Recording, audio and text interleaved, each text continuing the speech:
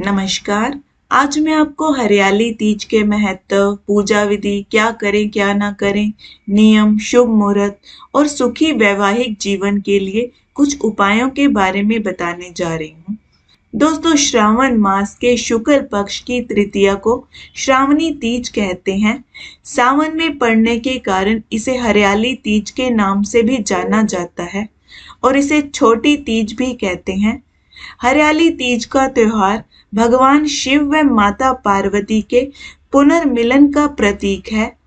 पौराणिक मान्यता के अनुसार माता पार्वती ने भगवान शिव को पति के रूप में पाने के लिए कठोर तप किया था। इसी कड़ी तपस्या और 108वें जन्म के बाद माता पार्वती ने भगवान शिव को पति के रूप में प्राप्त किया। दोस्तों, माँ पार्वती को तीज माता भी कहा जाता है। इस दिन सुहागिन महिलाएं अपने पति की लंबी आयु और वैवाहिक जीवन को सफल बनाने के लिए व्रत रखती हैं। अच्छे वर की कामना और विवाह में आ रही बाधाओं को दूर करने के लिए कुंवारी कन्याएं भी व्रत रखती हैं। कई महिलाएं इस दिन कठिन निर्जला व्रत रखती हैं और कई जगह निर्जला व्रत रखने की परंपरा नहीं है। और दोस्तों, कई कई जगह इस दिन व्रत नहीं रखा जाता, केवल पूजा ही की जाती है और पूजा करने के बाद आहार ग्रहण कर लेते हैं। आपके जैसे परंपरा हो आप कर सकते हैं।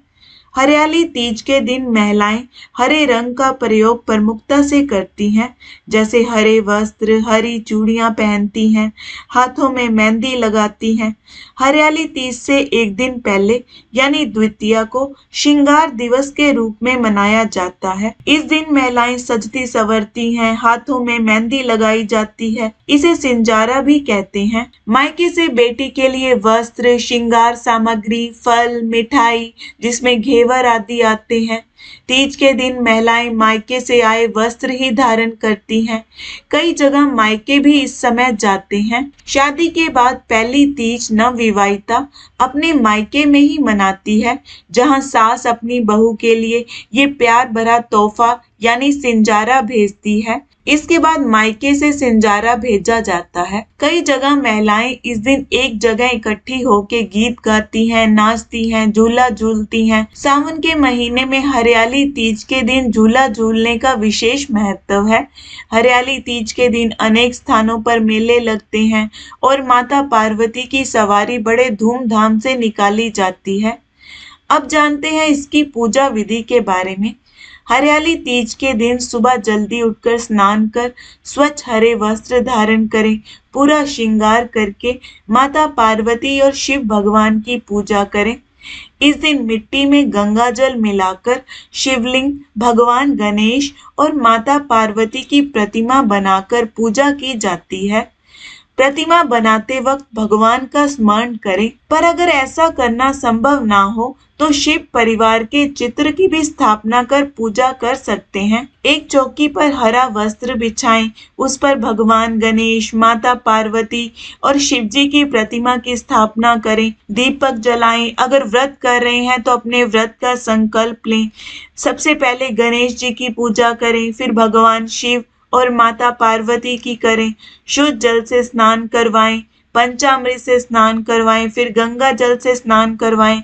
वस्त्र अर्पित करें या वस्त्र के रूप में कलावा अर्पित करें। टीका लगाएं। अक्षत, पुष्प, इत्र, बेलपत्र आदि भगवान की सब प्रिय वस्तुएं अर्पित करें।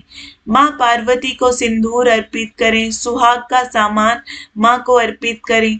भोग प्रसाद अर्पित करें, जिसमें फल, मेवे, मिठाई आदि आप ले सकते हैं। जल अर्पित करें, दक्षिणा अर्पित करें, धूप दीप अर्पित करें। हाथ में अक्षत पुष्प लेके हरियाली तीज की कथा पढ़ें या सुने, आरती करें, प्रसाद सब में वितरण करें। कई लोग इसकी पूजा शाम को प्रदोष काल में भी करते हैं। जैसे आपकी परंपरा हो आप कर सकते हैं। पूजा करने के बाद महिलाएं पति की लंबी आयु की कामना करती हैं और फिर सुहाग सामग्री, रुपए और उपहार अपनी सास को उपहार देकर उनके चरण स्पर्श करके आशीर्वाद लेती हैं। अगर सास ना हो तो सास समान किसी भी सुहागिन महिला के पैर छूकर उन्हें सुहाग का सामान देकर उनका आशीर्वाद लें। पति के पांव छूकर भी आशीर्वाद लेना चाहिए। दोस्तों इस दिन यदि हो सके तो अपने पति के साथ झूला झूलना चाहिए। ऐसा करने से उनके जीवन में खुशहाली आती है।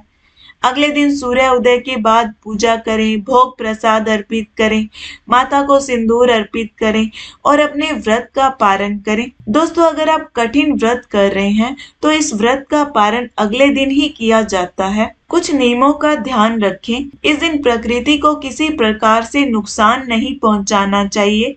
जीवन साथी को धोखा ना दें, झूठ ना बोलें, किसी के लिए बुरा ना सोचें, गलत ना बोलें, गलत काम ना करें, बड़ों का आदर सम्मान करें।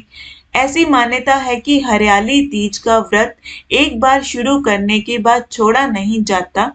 मासिक धर्म में आप अपने पति, घर की किसी महिला या अपनी बेटी से भी पूजा करवा सकती हैं। दोस्तों कई जगहों पर महिलाएं एक जगह इकट्ठी होकर मिलकर भी पूजा करती हैं। इस दिन कई जगह महिलाएं मंगल गीत गाती हैं, रात भर जागती हैं, जागरण करती हैं। इस दिन को पूरे उत्सव की तरह मनाएं। अपने घर का मंदिर अच्छे से फूलों से सजाएं। अशोक या आम के पत्तों का वंदनवार लगा सकते हैं। घर में लड्डू गोपाल, राधा रानी हो तो उन्हें पंचामृत से स्नान करवाएं, नए वस्त्र पहनाएं, श्रृंगार करें। घर में कुछ विशेष खाने को बनाएं, उनका भोग लगाएं, घेवर का भोग लगाएं, झूला लगा के फूलों से सजाएं, गोपाल जी और राधा रानी को झुलाएं। अब मैं आपको कुछ उपायों के बारे में बताती हूँ। दोस्तों यदि दाम्पत्य सुख में कमी हो या आपसी मेल मिलाप पति पत्नी में ना हो तो हरियाली तीज के दिन देवी पार्वती को खीर का भोग लगाएं और बाद में इस प्रसाद को पति पत्नी मिलकर खाएं। इससे वैवाहिक जीवन के हर कष्ट दूर हो जाएंगे।